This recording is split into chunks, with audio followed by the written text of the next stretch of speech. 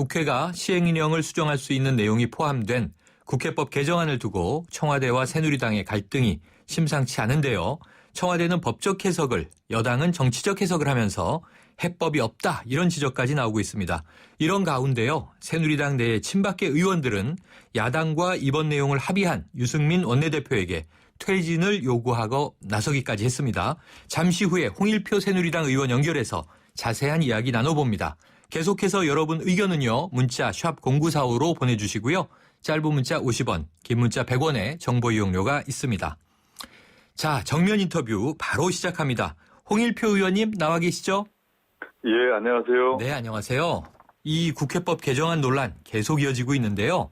자, 새누리당 의원들 모임 국가경쟁력 강화 포럼에서 여기에 참석한 법제처장이 국회 시행령 수정 요구권에 강제성과 위헌성이 있다 이런 의견을 밝혔는데요. 이 위헌 여부에 있어서 강제성 가장 중요한 요건이라고 볼 수 있는 거죠? 예, 그렇다고 볼 수 있습니다. 그런데 이제 법제처장이 그렇게 얘기를 하니까 네. 그 얘기에 상당한 권위가 실려서 네.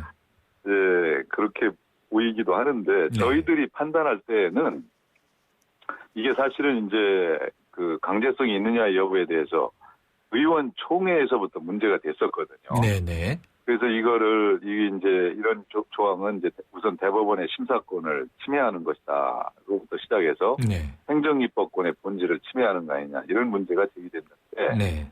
그때 이게 뭐 처리하고 이제 보고한다 이런 문구가 과연 이거를 강제하는 것이냐 네.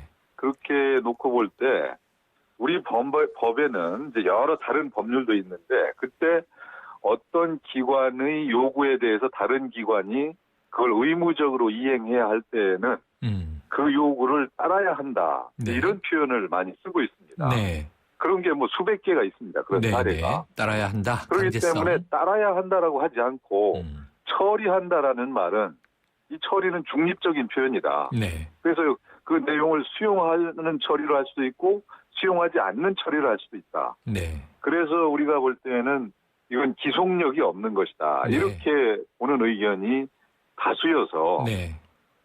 이제 우리가 그걸 찬성을 하기로 했던 것이고 그런 내용이 법사위에서도 언급이 됐었습니다. 네. 이 처리라는 내용은 이렇게 보는 한 우연이라고 볼 수는 없다.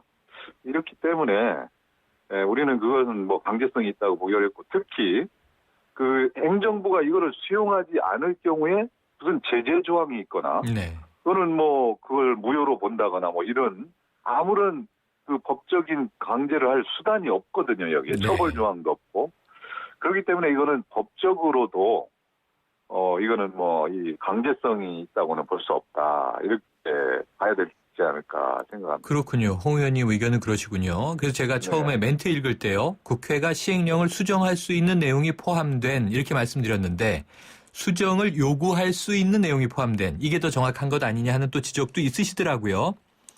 그렇죠. 이게 네. 지금 그리고 여기서 이제 우리가 그 분명히 하고 넘어가야 될 거는 이제 우리가 이게 강제성이 없다고 하더라도 네.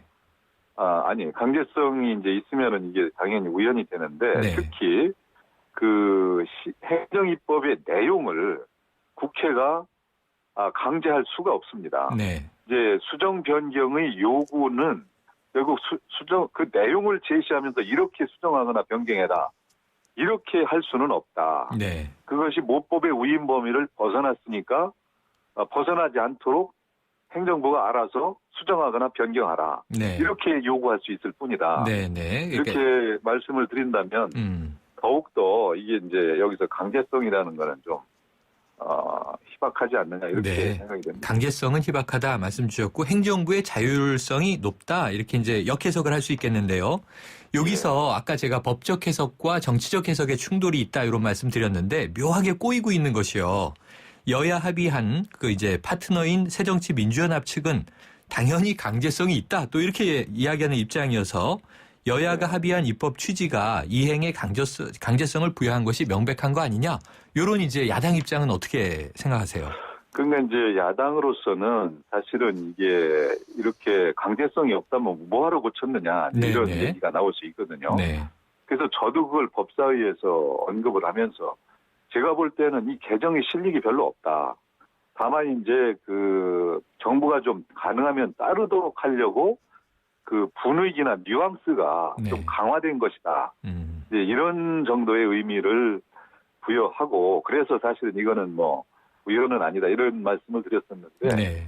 이제 새정치의 얘기는 사실상 정부가 국회가 요구하면 따라주도록 하도록 하기 위해서 이제 그런 얘기를 하는 것이고 네. 그러나 만일에 지금 이 상황에서 계속해서 그 법적으로 강제성이 있다고 주장한다면 그건 바로 우연으로 연결될 수밖에 없습니다. 네. 네. 강제성이 있다고 하면서 우연은 아니다. 이거는 어느 법학자도 지금 그렇게는 얘기를 안 하거든요. 네. 그렇죠. 홍 의원님 판사 출신이시잖아요. 예. 네. 그래서 지금 이제 이 결국은 법적 해석은 홍 의원님이 지금 합리적인 말씀을 주신 것 같은데 이게 정치적인 파장이 큽니다. 박근혜 예. 대통령이 국회법 개정안에 대해서 거부권을 행사할 것이라는 예상이 계속 이어지다 보니까 이게 또 정의화 국회의장은 일단 개정안 이송을 다음 주로 이제 미룰 것 같은 분위기인데요. 이 거부권 행사 과연 이게 행사될까요? 안 될까요? 어떻게 보세요?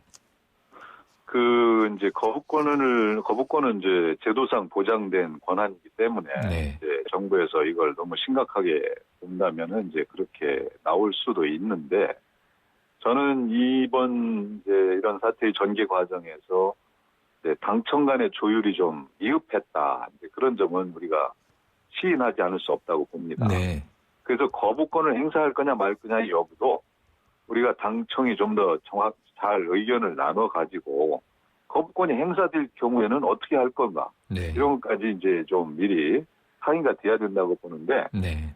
그러나 원칙적으로 거부권은 행사되지 않는 게 바람직하죠. 네. 왜냐하면 그거는 211명이 일단 국회의원들이 찬성을 해서 보낸 건데 거부권을 해서 돌아오면 그 국회의원들이 입장이 어떻겠습니까? 대단히 나중에 문제가 있다고 느낀다고 해도 대단히 거북한 상황이고 그렇죠. 또 저로서는 이 이제 국회 행정입법 이 문제가 사실은 지금도 현행법에 의해서도 많은 수정이 이루어지고 있다는 것이거든요. 네. 예를 들면 작년의 경우에만 해도 환경노동위가 27건의 행정입법 검토를 환경부에 요구해가지고 이 가운데 22건이 수용됐다. 네. 이렇게 통계가 나와 있습니다. 네. 고용노동부도 뭐 한 10건 정도 위반사항 지적을 모두 받아들여서 수정했다. 네. 이렇게 지금도 어떤 위법상 법률의 위임 범위를 벗어난 것이 발견되거나 지적되면 네. 꾸준히 그걸 행정부에 얘기해서 그걸 바꾸도록 하고 있는 것이기 때문에 네. 이게 지금 새삼스럽게 뭐 처음 창설되는 새로운 제도도 아니고 네. 그래서 이거를 이렇게까지 크게 이렇게 확대해서 네. 부풀려져야 될 일이냐. 이렇게까지 갈 네. 일은 아니지 않나. 그런데 지금 말씀하신 아까 이제 시인할 수밖에 없다 말씀하신 당청 관계의 좀 불협화음 때문에 최근에 이른바 친박계로 불리는 의원들이 유승민 원내대표의 사퇴까지 요구하는 일이 벌어졌지 않습니까? 이 새누리당 내 당내 갈등 이거 어떻게 좀 타개돼야 된다고 생각하세요? 이것도 사실은 이제 우리가 지혜를 모아서 이것도 당내에 지금 큰 위기 있거든요. 네. 그래서 물론 이제 이렇게 야당에 약간 끌려간 듯한 이제 그런 이제 협상을 했고 네. 또 이렇게 이제 논란이 소지가 있는 거를 그대로 또 통과시키도록 주도했다는 점에서 뭐 사퇴하라 이런 얘기도 이제 극단적으로 나올 수도 있다고는 보는데 네. 그러나 사실 여기서 우리가 실제로 지도부를 이제 사퇴시키자 이렇게까지 하려는 의도는 아니다. 네. 어떤 그 경고성 메시지라고 보여지고 지금 그날 저녁에 사실 상당히 이제 급박했고 공무원 연금 개혁을 통과시켜야 된다는 그런 대명제가 있어서 그것만 하면 좋은데 야당이 지금까지 계속 이렇게 끼워서 하고 연계해서 하고 이런 상황에서 이제 이거를 어쩔 수 없이 받아들일 수밖에 없다. 네. 이런 상황을 다 이해했고 또 의원총회에서 토론을 거쳤거든요. 네. 그 상황에서 이제 소수 의견도 있었지만 다수는 뭐 크게 의견 소지까지는 없다고 보여진다. 네. 이렇게 돼서 통과됐는데 이제 와서 그거를 뭐 지도부가 책임지고 네. 이런 문제 가지고 물러나라고 하는 너무 지나치다. 예. 당내 갈등도 이렇게 있고요. 그리고 지금 야당과 이 청와대 사이에 좀 끼어있는 또 안타까운 모양새이기도 한데 지금 정치권이 이런 공방을 벌이는 와중에 이 메르스 지금 이 광풍 때문에 말이죠. 국민들 걱정이 큰데 국민들 불안은 정치권이 도대체 메르스보다 국회법 개정안이 중요한 거냐 이런 지적도 나오는 분위기예요. 국민 그렇습니다. 불안을 좀 네. 잠재우는 노력이 필요한데 짤막하게 어떻게 해야 된다고 보세요? 그래서 지금 우리가 이 정쟁을 좀 당분간 덮고 메르스 대책에 집중을 해야 된다. 네. 그렇게 생각을 합니다. 여야 또 여 내부 모두가 지금 이게 국가의 비상 위기 상황이고 네. 또 우리 뭐 한국에서 왜 이렇게 보건 방역 체계가 엉망이냐 이런 소리까지 나오는 마당에 네.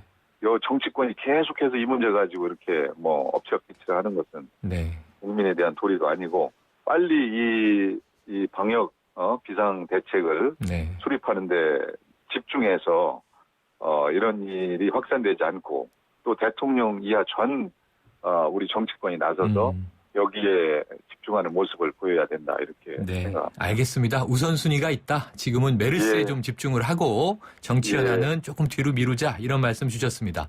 오늘 예, 말씀 예. 감사합니다. 예, 감사합니다. 네, 지금까지 새누리당 홍일표 의원이었습니다.